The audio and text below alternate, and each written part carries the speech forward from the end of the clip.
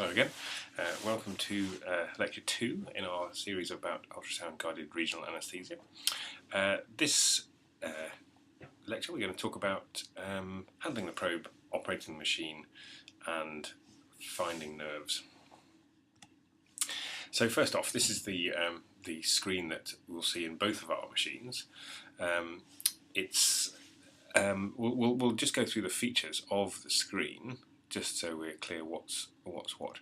So in the top left hand corner, res stands for resolution, and that's one of the 3 presets of the machine, which essentially optimizes for a high frequency ultrasound beam and therefore high resolution, but with little penetration. So if the object of interest is in the sort of top third of your screen, resolution is the setting to go to.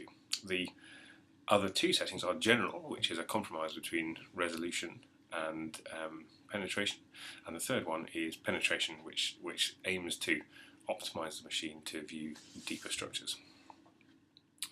One of the most important parts of the screen is this blue dot. Now this dot corresponds to one side of the probe, and in a couple of slides time I'll show you which side that is, but it's absolutely essential to know which side of your screen corresponds to which side of the probe.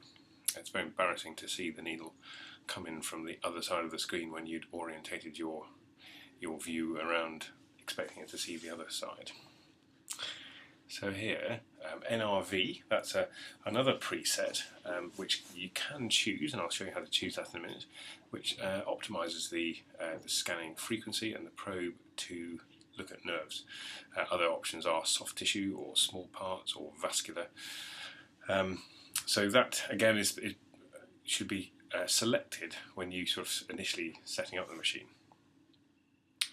HFL, this describes which probe you've actually got attached at the moment. So HFL stands for high frequency linear, as opposed to curvilinear or hockey stick probe, and that indicates when there's a selection of probes available to you, as in the Sonosite M Turbo, which one's actually attached at the moment.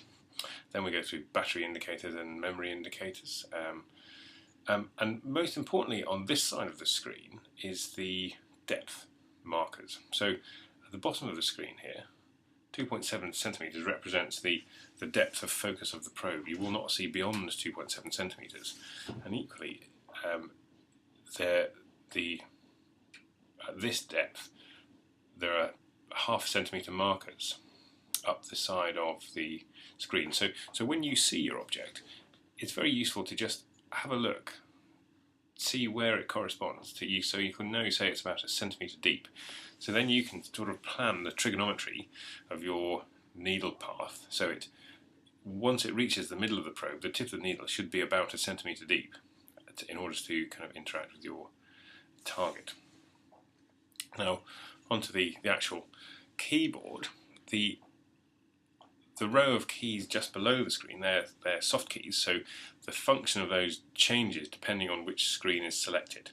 But the left-handmost button, these 2 buttons here, pressing those will just cycle between the gen, pen and res mode of the machine. Now on the left-hand side there are 3 knobs. Now this is the gain. We talked about gain in the last talk.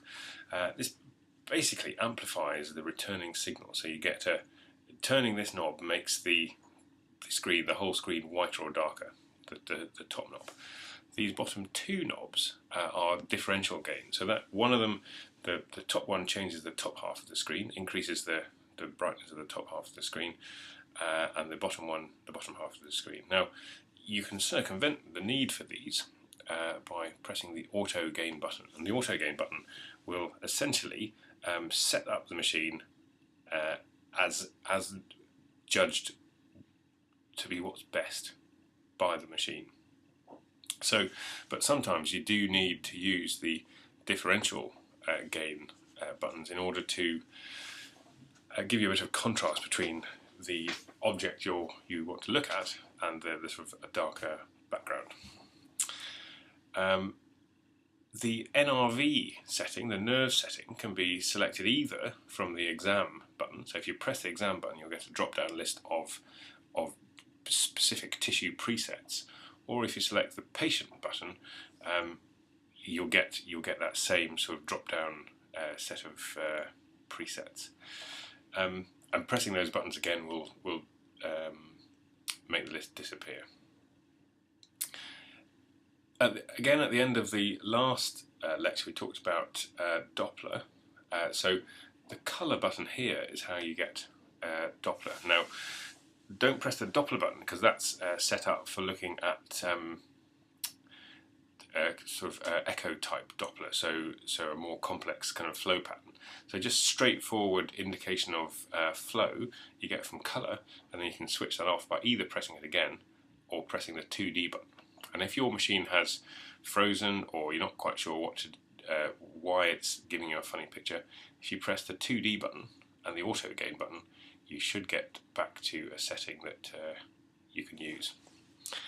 Finally, to change the depth settings, these two depth buttons will increase the sort of depth of focus of the ultrasound beam. So the button closest to the screen brings you more superficial, and the button furthest from the screen takes you deeper. Now, this lecture is possibly the most important one of the whole thing. If you remember, in the last slide, I showed you the blue dot.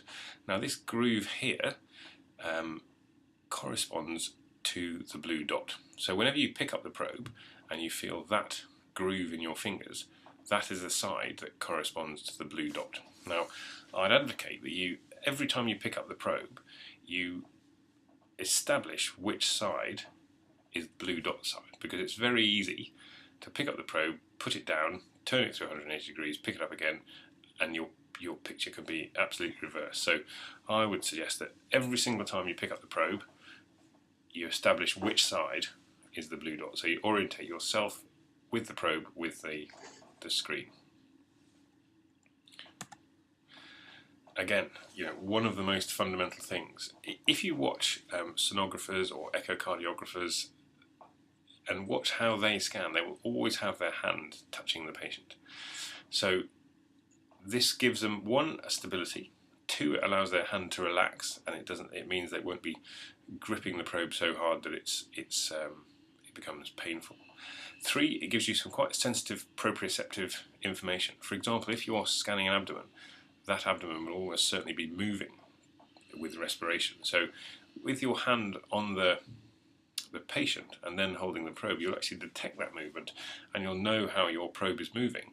So you'll be able to adjust the needle and the beam path in order to keep your needle in view. So absolutely essential that you have a hand on the patient and then you hold the probe. And certainly this is a common problem of people who can't see their needle. They don't have a stable probe. They don't have a stable probe because they're not touching the patient. So touch the patient and hold the probe. Jelly. You need contact medium is the technical term, so you can never have too much. Do be a little bit careful about putting your needle through jelly to get to nerves, because it's not known what effect ultrasound jelly next to nerves has. It may well be that it's absolutely fine, but I'd rather we didn't find out that it wasn't fine. So just be aware to try to not to stick your needle through a great gob of jelly before you approach your target. Now again, this is another fundamentally important slide. Optimizing your image. If your image is poor, these are the maneuvers which will make it better. So Pratt. Pressure, either more pressure or less pressure. Rotation, angulation, tilt and slide. So if you can't see what you expect to see, or if the picture's very poor, go through all of these maneuvers and almost certainly your picture will get better. So if you can't see what you want to see, Pratt. pressure, rotation, angulation, tilt, slide. Right, the next few slides we'll go through some of the characteristic features of nerves and what they look like and how we might go about spotting them. So they generally run along the borders of other structures or actually run in tissue planes. And it's sometimes the case that what we end up looking for is the tissue plane rather than the nerve, because we know that in somewhere in that tissue plane will be a nerve, and if we fill it with enough local anaesthetic, that will block the nerve. Nerves can be followed through their entire length, and in fact, as you come proximal, nerves get bigger and bigger and sort of more obvious. Whereas tendons, which they can often be mistaken for, as you come proximal with a tendon, it's likely to develop into a muscle. So tendons will tend to disappear as you slide proximally, while nerves will probably stay constant or get a bit more obvious. Now, nerves are also anisotropic, which is a big word that means they look slightly different depending on the angle of incidence and the angle of reflection of the ultrasound beam. So going back to Pratt's, if you have found a nerve and you just gently angle your probe without moving the footprint of the probe, you'll find that the nerve image changes slightly. So that's what anisotropy is, and unfortunately tendons are also anisotropic. So it may or may not help to kind of angle the probe to see if it's a nerve or a tendon. Now, all nerves also change appearance as they move peripherally. If you find a nerve, for example, in the brachial plexus, it will almost look like a hollow cystic structure, whereas if you find a nerve in the periphery, of both arm or leg, you'll find it looks almost like a cross-section through a raspberry, a very sort of fasciculated structure, almost like you'd imagine a very small bundle of spaghetti looks. So we'll go through a few examples of what nerves look like. Right, so here in this example is the median nerve on the right forearm. So we'll just put the pointer there and play the film. So you can see the fasciculated look of the nerve, and this is just moving the muscles of the forearm. You can see the nerve bobbling around between the deep and superficial flexors.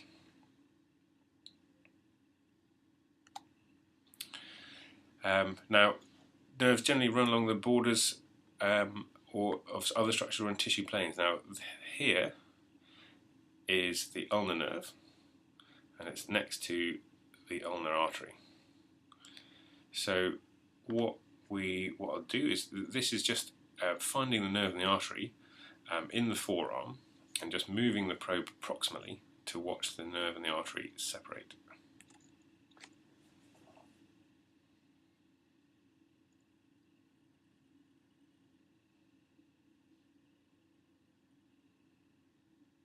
And again, you can see that fasciculated structure of the peripheral nerve.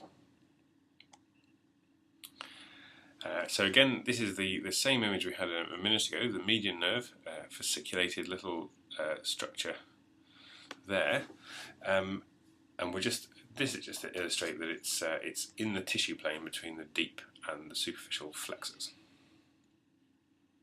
And what we're getting the patients to do here is just open the hand and shut the hand. Just run that again.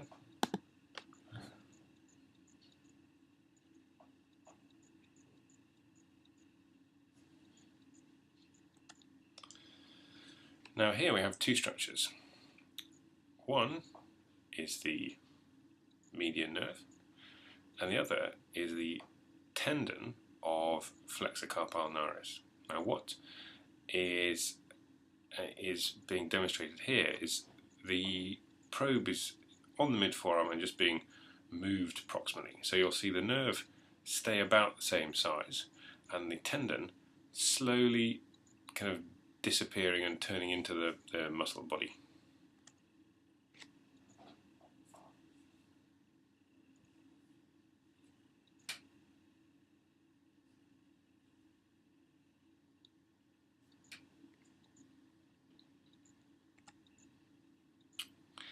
Right, now here, this is what I mean when I talk about something being anisotropic. What's happening here, this is the median nerve in the forearm. The footprint of the probe isn't moving, but I'm just tilting to and fro over the nerve. You'll see it appear there and then disappear again, and then appear again and disappear again. So that illustrates how useful the pressure, rotation, angulation, tilt, slide movements can be, just to find your nerve, and also to confirm that is in fact a nerve rather than another structure.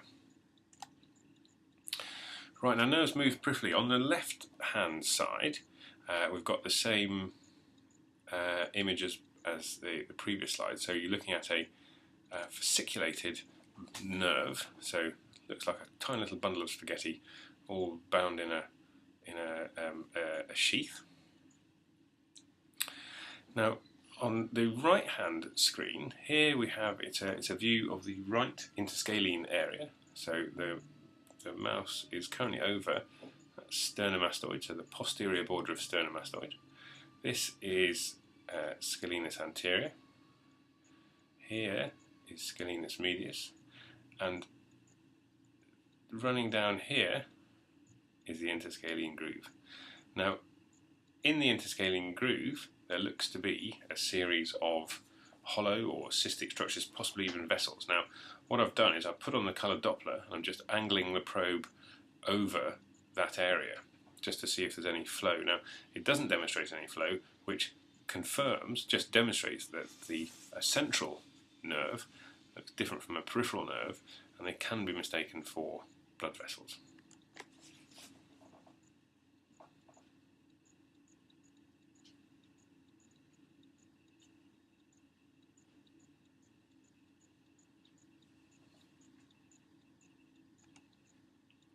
Right, and just finally, we've got the median nerve in longitudinal